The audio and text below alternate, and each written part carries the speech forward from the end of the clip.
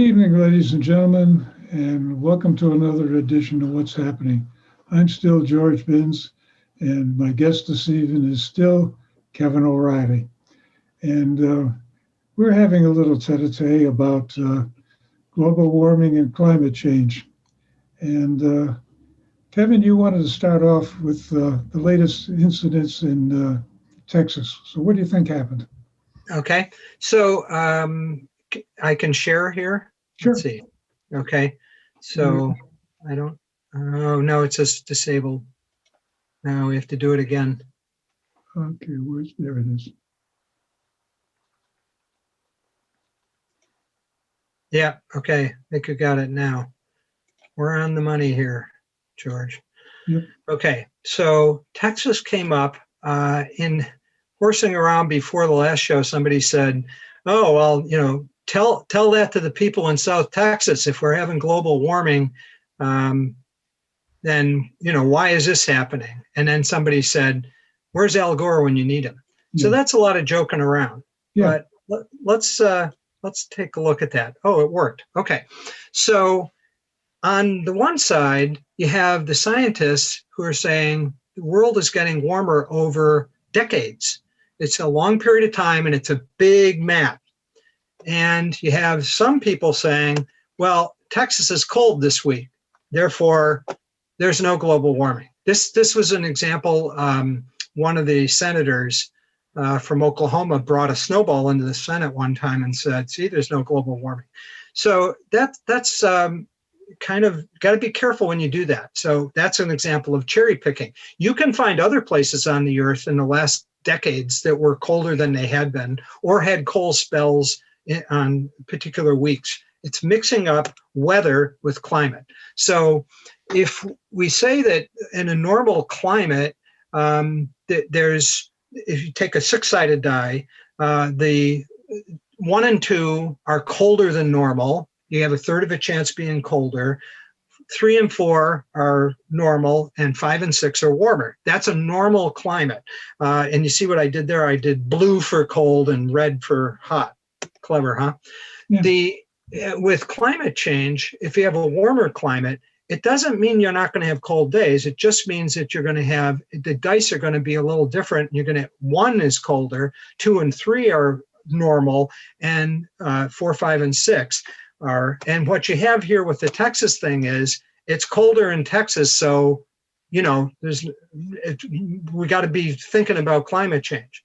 So if you look at in general about Texas, because that's what people picked, 2 of the last 21 seasons were in the coldest third. And here's what I did. I learned from George here. I divided 21 by 3. It should have been 7.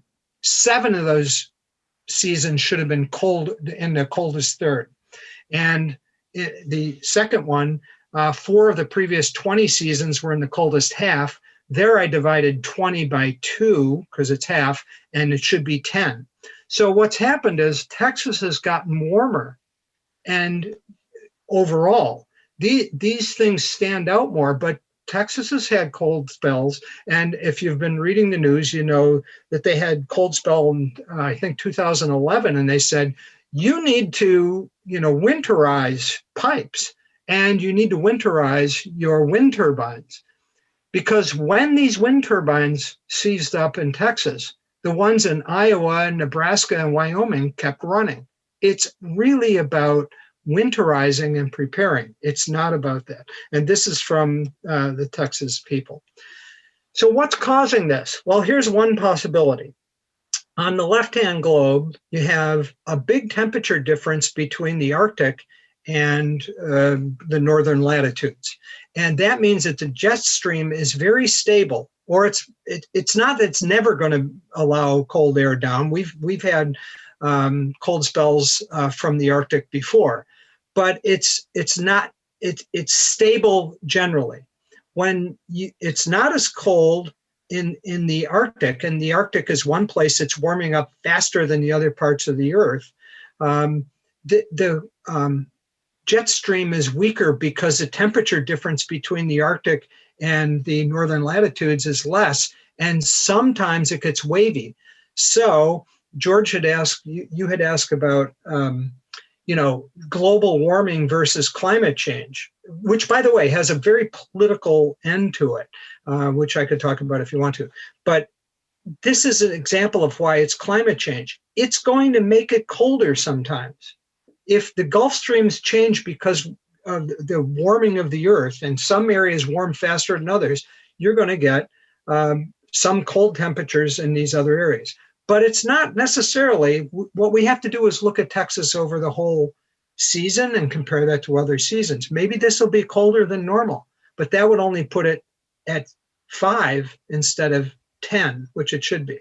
The other thing is that when you get warmer temperatures, you get more bigger clouds. You end up with more precipitation. And precipitation in winter is called snow. So we will probably get more snow as a result of the global warming that I think is going on. So that's my little to-do about that.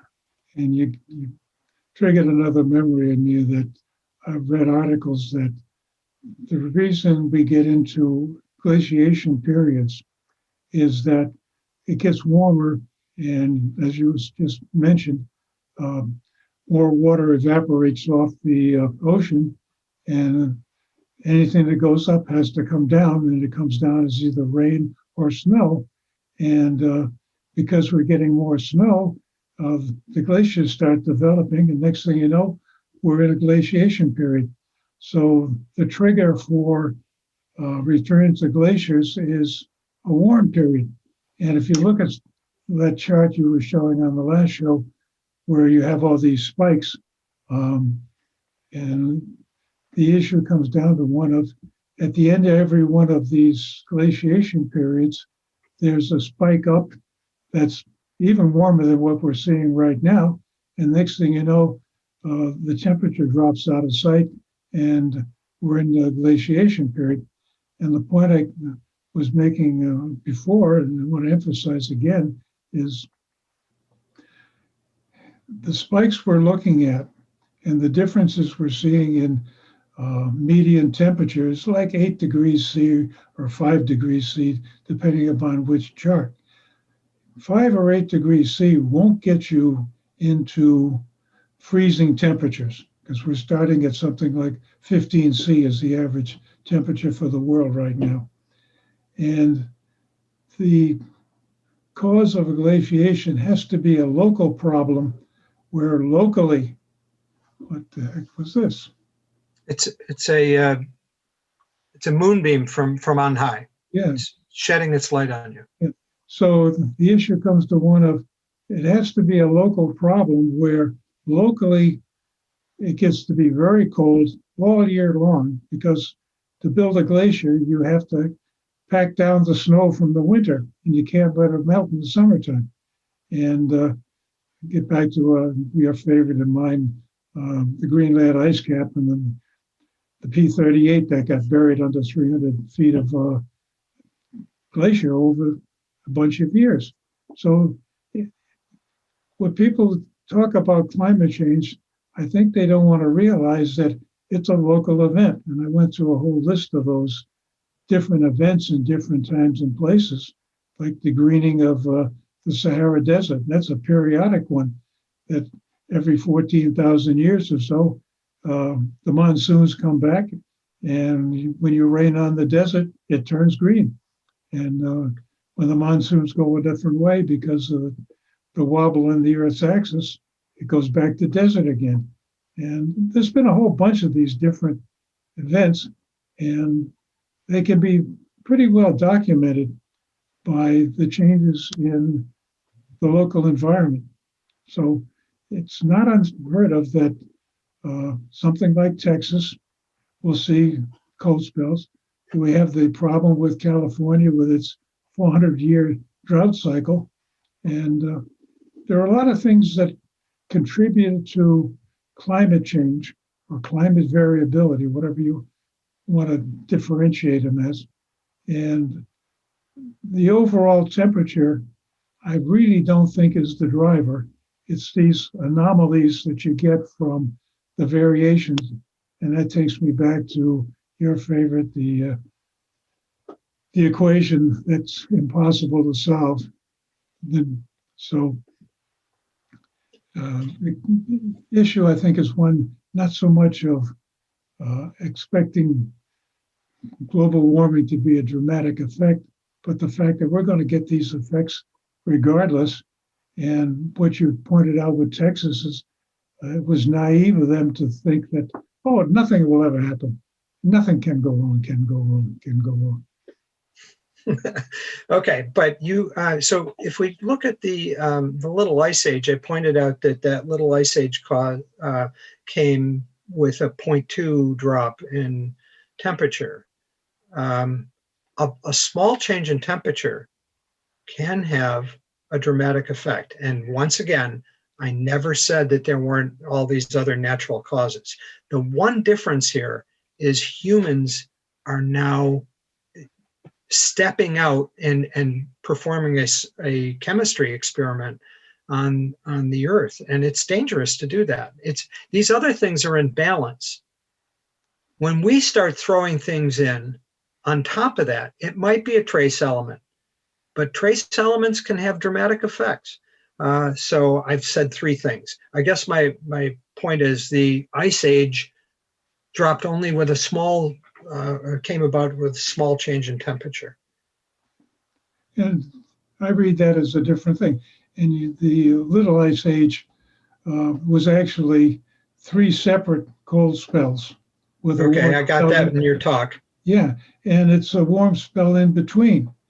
And yeah, the overall temperature, the average temperature, the mean temperature of the Earth, no matter how they measured it, only showed, like you just said, a 0.2 of a degree shift. That is not enough to cause the ice age. Something else had to happen to dramatically drop the temperatures. And some of this stuff they're starting to find out is volcanoes are causing more problems than they first anticipated. The one I mentioned in the other show I did was Mount Tabora blew in 1815. 15, yeah. And 1816 was the year without a summer. Right, and it was without a summer because the temperature went down. Yeah, because you just said the temperature isn't that important. It blocked the sunlight. Right. The current thinking is that's what caused the Dark Ages. Someplace between 530 and 536, a series of volcanic eruptions, probably in Iceland, blanketed the sky with too much debris, blocked the sunlight, crops failed, and the weather got very cold. So right. So these kind of things don't show up in the median temperature, but these kind of things are the ones that cause real big problems. They don't show up in the median temperature. No. Like if Europe becomes extremely cold, the global temperature would be dropping. These are average temperatures we're looking at between 1880 and now. These are average temperatures. They take in the whole world. Yeah. And what I'm saying is the average is not a very good representative of what's really causing the problem. And it doesn't show that you have to magnify the effect of a small change by what? What I'm saying is, okay, let me try to explain it a different way. Locally, you have a temperature drop that causes the little ice age. We'll stick with that one. And yeah, it's going to affect the median temperature. I got you. It does. But the median temperature drop does not cause the little ice age. It reflects what goes on. And that's my point, is that the median temperature going up and down is not causing a problem. It's reflecting the fact that, oh yeah, we can see a little bit of a change caused by a big problem someplace else. Okay. Yeah, agreed. So the temperature goes up because of these other causes, one of which is human beings are throwing CO2 in the atmosphere, and it's warming things up. Does it warm everything up at the same? No, it warms them up at different points. I want to leave enough time so we can talk about possible solutions.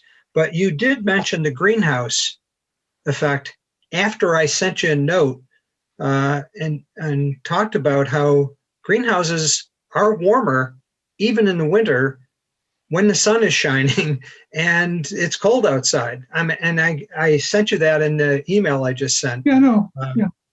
And you know Okay, what well, caused you made a point that's made it sound like there's no greenhouse effect in greenhouses. what people are using as the greenhouse effect, blaming carbon dioxide for problems, is not the way a greenhouse works. A greenhouse depends upon an external source of heat to stay warm. And yeah, it feels a little warmer in there in the wintertime, but it feels warmer because you don't get the wind, you don't get the change in air. It's the convection currents that are cut off. You're the only one I've ever heard say that. I mean, greenhouses. You said in your last talk there that we'd live in glass houses, but some people do live with glass, and that solar effect. I mean, it's hard for me to understand how you could say there's no effect of the sunlight coming in and heating things.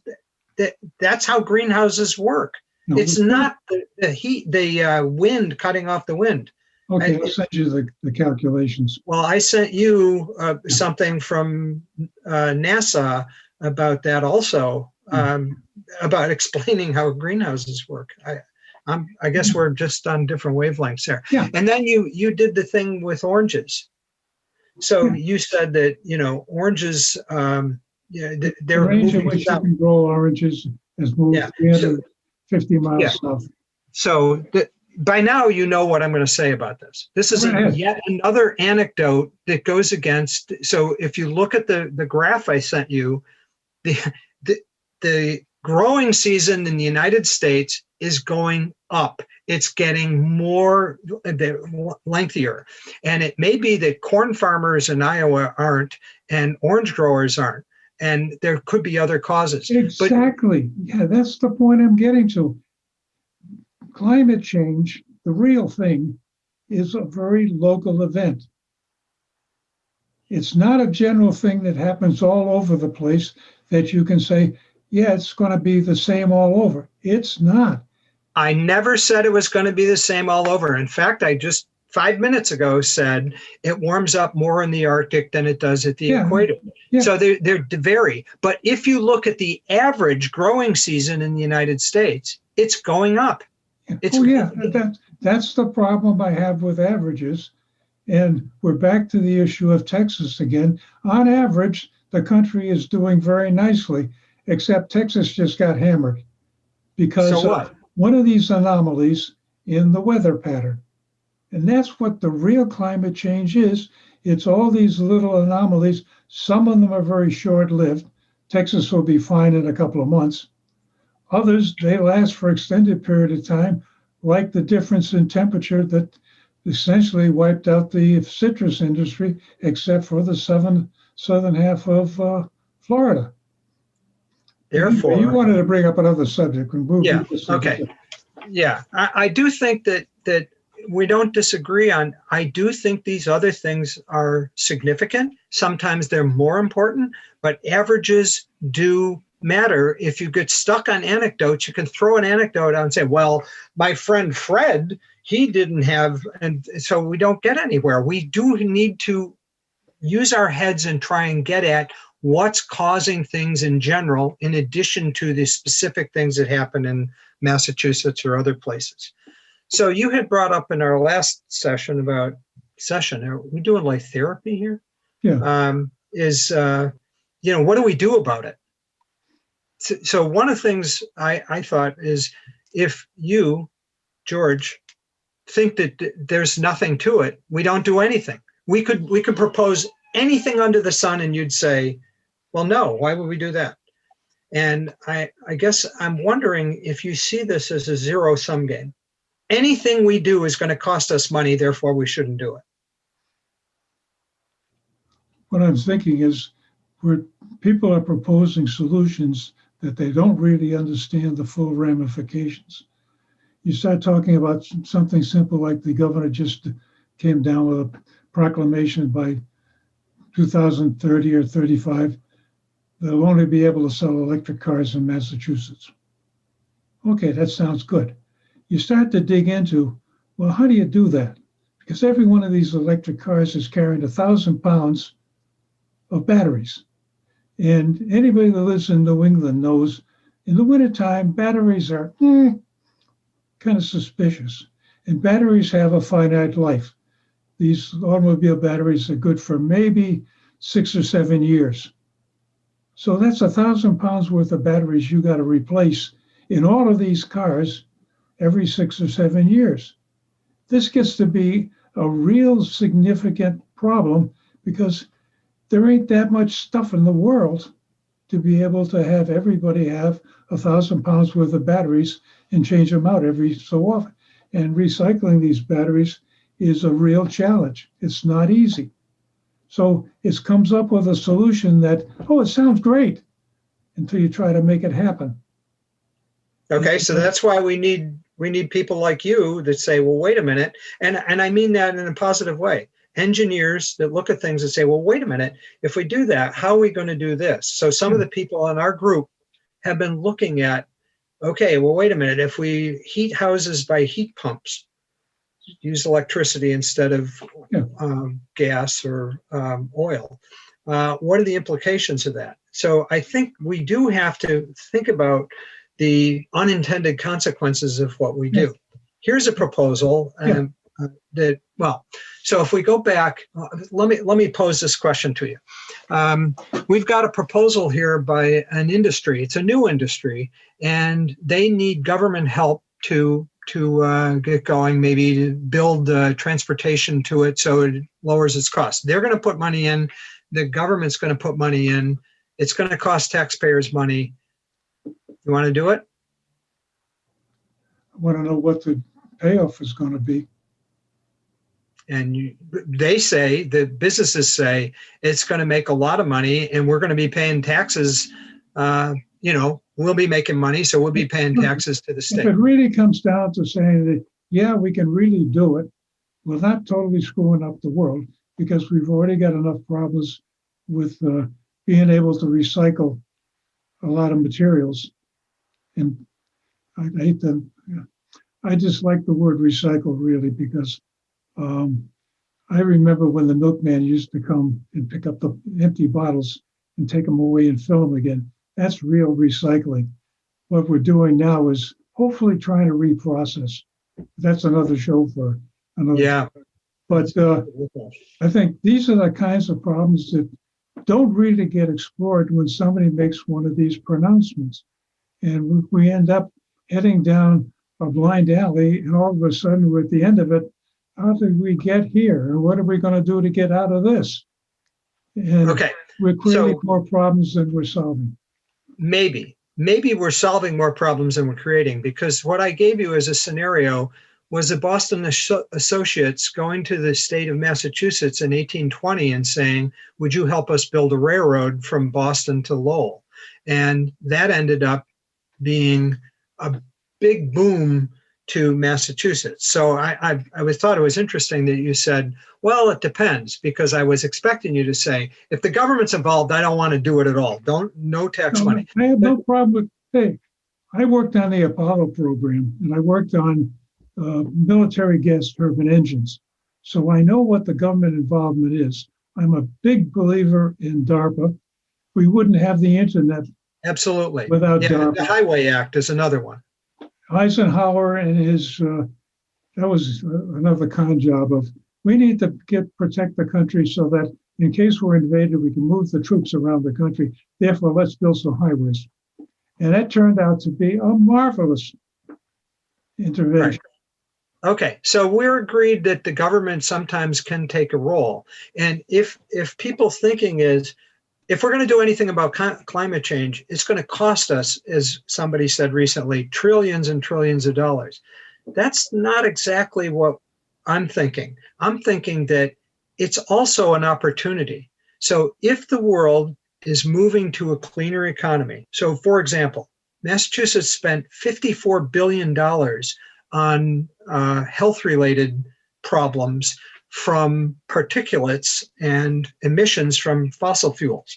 So we'd be saving money some ways, and we have to calculate the savings projected. We don't know what they're going to be exactly, but I think it's important to see what we're going to do about climate change as opportunities, that there could be breakthroughs. So, for example, one of the biggest problems with even electric vehicles is storage. We have to be able to store, not in batteries. This is grid level storage. So, for example, we'd store the sun shining, the wind's blowing. We store it to run water uphill, and it stores the water up there. And then when we need it, we let it down. Yeah, so that sort of grid level storage is going to be important. And so, Americans are people who say, hey, we got a problem. Oh, we could move into a new kind of energy. Let's get our heads together and come up with innovations that'll help us do that. And that's really, from my perspective, this is what I'm interested in.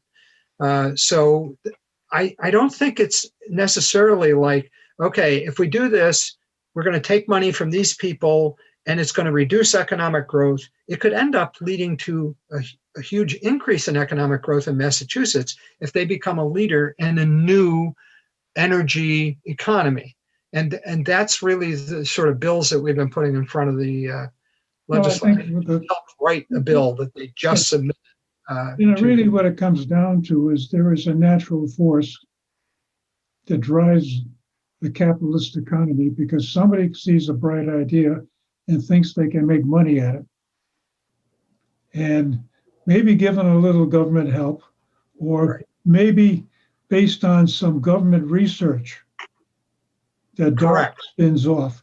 For instance, these automatic cars, autonomous cars, started out as a contest by DARPA to come up with a military vehicle that could go from here to there. And they would take them out in the desert and say, okay, let's do this. And it took them several years to get to the point where you could get this vehicle to autonomously go from here to there. They would come up with a different contest every year. And next thing you know, now Tesla, among others, is pushing autonomous cars. And there's a tremendous advantage to it. And you think about some of the ramifications that why would you own a car when you could just dial it up and say, hey, I need to go from here to there, and the car shows up at your front door. Yeah, no, absolutely. And the examples you're using, we talked about in our group to write the bill. So DARPA is a great example. The space exploration, the whole space race thing helped.